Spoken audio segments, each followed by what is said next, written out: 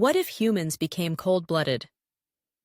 Imagine a world where the very essence of being human, our warm-blooded nature, our constant inner furnace burning at a steady 98.6 degrees, is suddenly transformed.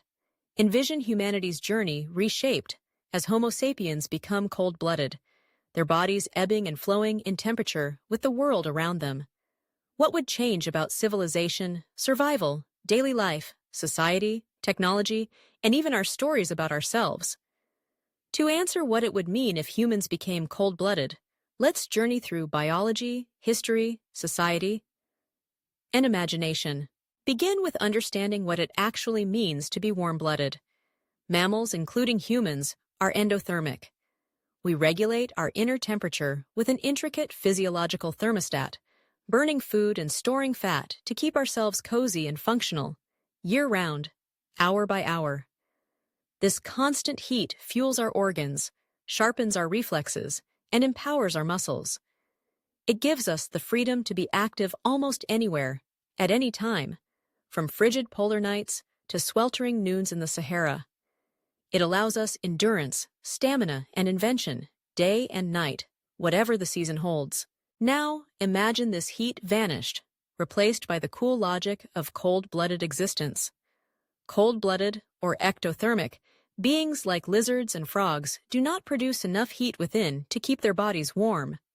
Instead, their body temperature, and thus all of their bodily functions, rise and fall with the environment. Their energy, alertness, and agility surge with the sun's warmth and fade when the world grows chilly. Without external heat, they slow or stop, waiting for warmer times. If humans became cold-blooded, the most immediate and profound change would be in our relationships with time and place. Our daily rhythms and the very structure of society would be dictated by the world outside. In the morning, as the sun's rays crept across the land, people would stir gradually to life. Activity levels would ramp up with rising external temperatures. We'd feel strongest and most alert during midday warmth, drooping into sluggishness as afternoon shadows grew. Frosty mornings would mean slow, sleepy starts, while chilly nights would send societies into inactivity. Nocturnal life as we know it would largely disappear, except perhaps in the tropics where the night can still be warm. Latitude would matter like never before.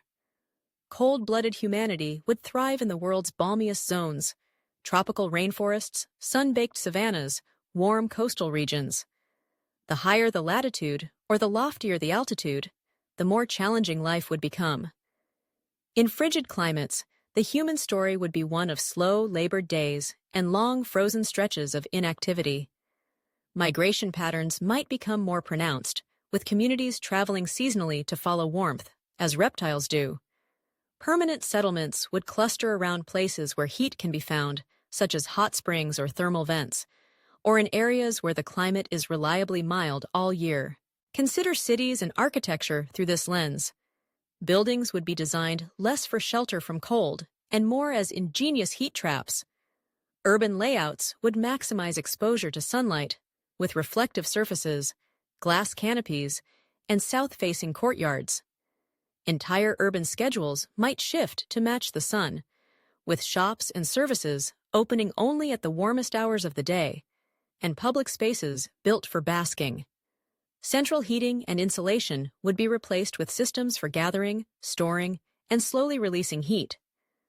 Stones warmed by the day to radiate warmth at dusk, sun-baked plazas, and communal greenhouses. Cities might look more like sprawling lizard piles, with people seeking warmth from each other and the sun. Clothing would evolve, but perhaps not in the way you imagine. Traditional clothing as insulation against cold would lose its purpose. Instead, we'd prioritize materials that absorb and store external warmth for gradual release. Perhaps even mirrors or innovative substances that amplify and trap ambient sunshine against the skin. Layering would become a defense against sudden chills, not a permanent uniform. Color would matter. Dark hues for sun catching, light ones to prevent overheating in the midday swelter. The workday as we know it would be rewritten. In many temperate and polar regions, winter would become a season of dormancy, a time when society slows nearly to a halt. much as trees stop growing and reptiles hibernate. Even in the tropics, daily routines would build around swift periods of productivity aligned with peak warmth. People would rise, not by alarm clocks, but by the steady climb of temperature. Managers and teachers would track the forecast more than the calendar, scheduling vital tasks for the sunniest hours. Leisure would balance activity, as communities pause, rest, and simply bask during the chill.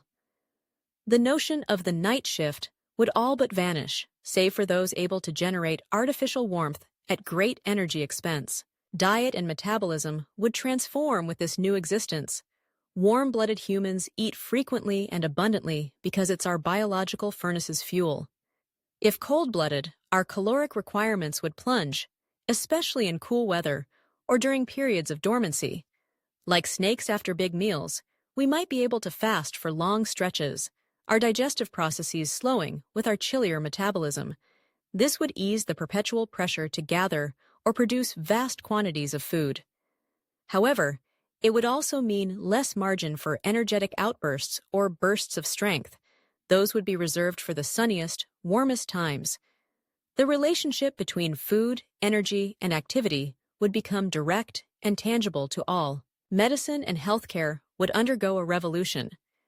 Many of our current illnesses and treatments presuppose a constant, self-generated temperature. Fevers, for example, are our body's way of fighting infection by overheating pathogens. Cold-blooded humans might find fevers impossible or rare, relying instead on behavioral responses to illness, basking in sunlight, slow withdrawal, or clustering for warmth.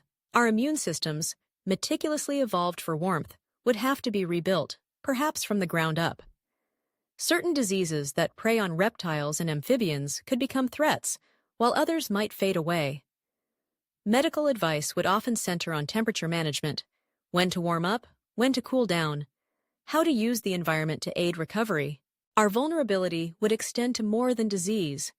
Cold-blooded humans would be keenly aware of the limits of their endurance. Fleeing a pursuer, running a marathon, or trekking across arid, sun-baked wastelands would be a matter of picking the right moment. An overcast day, a sudden cold snap, or even a chilling rainstorm might spell disaster. Our ancestors' proud tales of heroic, all-night journeys on foot would be unimaginable for us. Legendary feats would instead cluster around patience, strategy, and waiting for the right thermal window to make a move. Children would experience a drastically different upbringing. Unlike warm-blooded mammals, whose young are born almost helpless but nurtured in warmth, cold-blooded infants would need to be coddled by the sun and carefully managed heat. Risk of chilling would make early childhood especially perilous.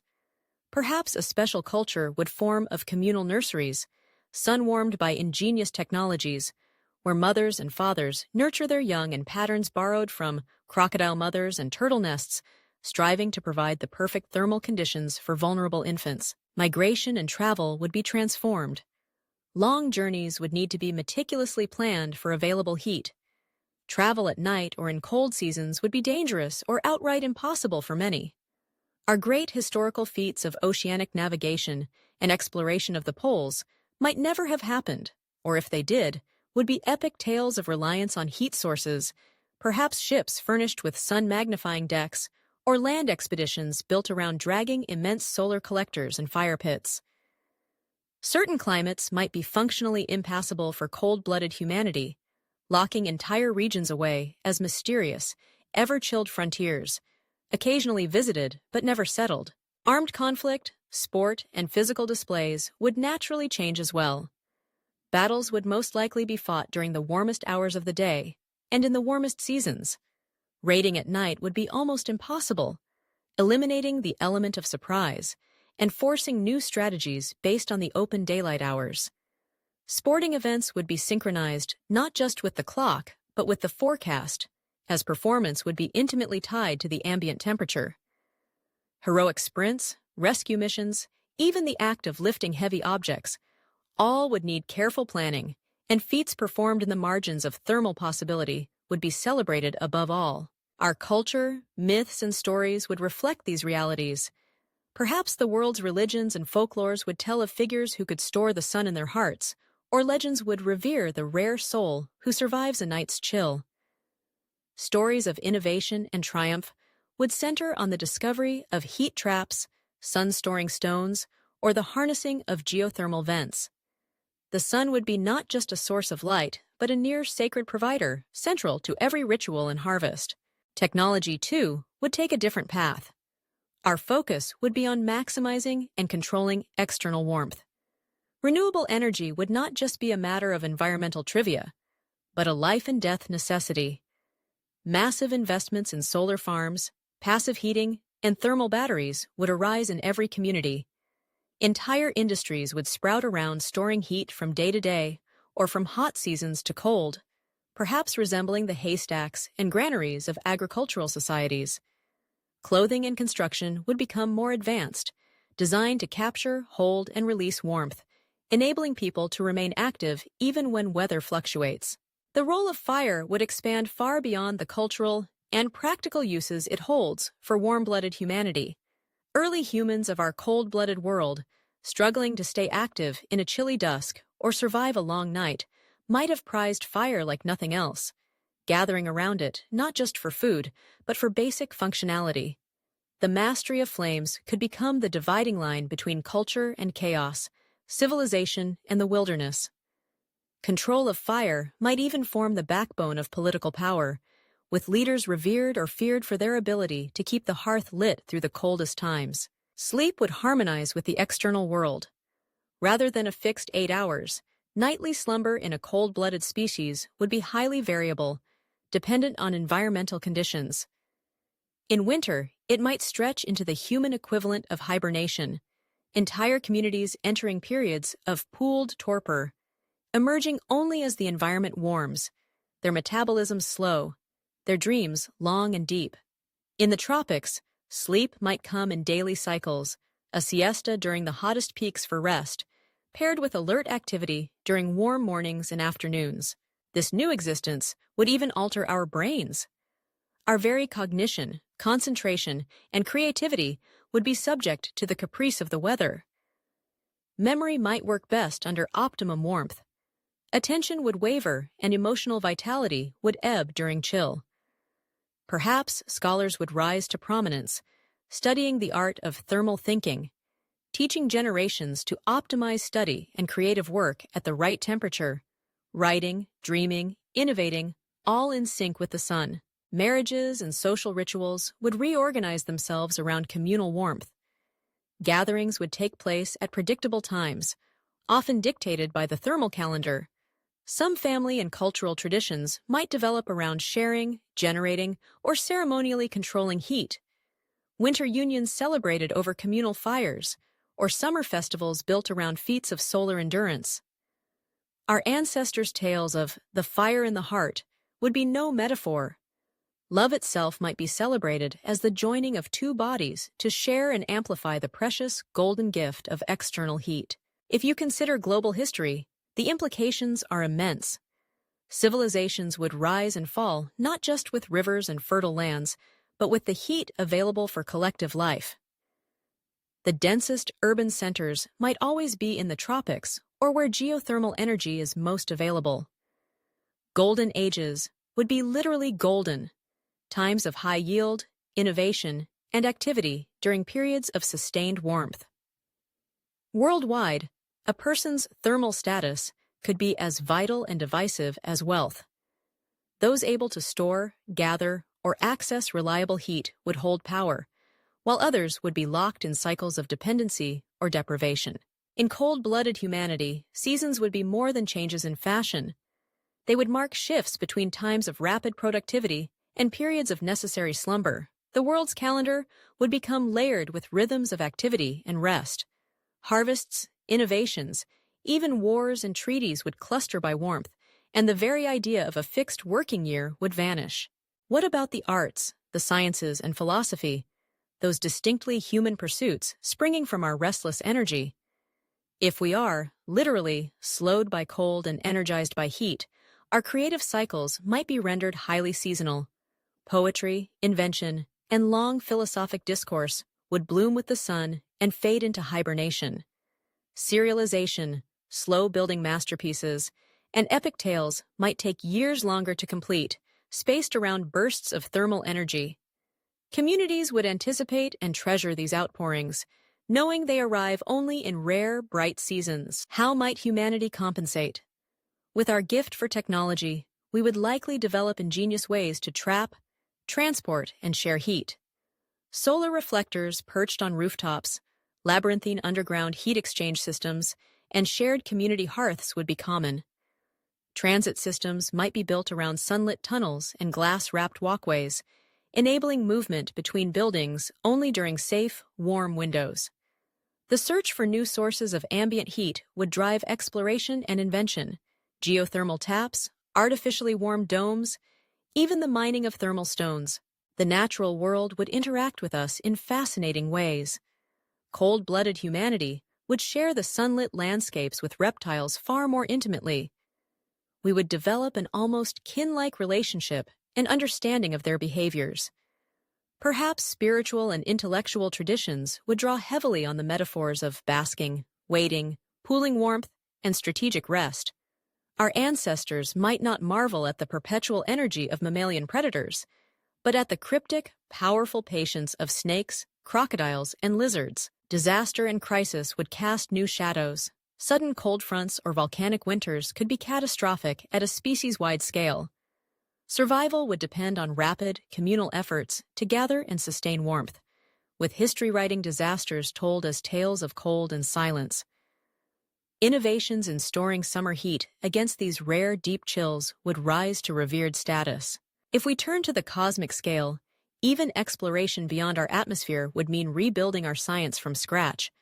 Space is a realm of deadly cold, and cold-blooded humans would require wholly new means to safely travel, work, or live beyond Earth. Our priorities in exploration, planets close to their suns, or objects warmed by internal fires, would be chosen not just for curiosity or abundance, but for the promise of heat. Finally, the human sense of self would be forever changed. We wouldn't imagine our minds as fiery or our hearts burning for love. Instead, we might see ourselves as creatures of patience, attuned to the slow, cyclic rising of warmth, the gifts of the environment, and the wisdom of strategic action.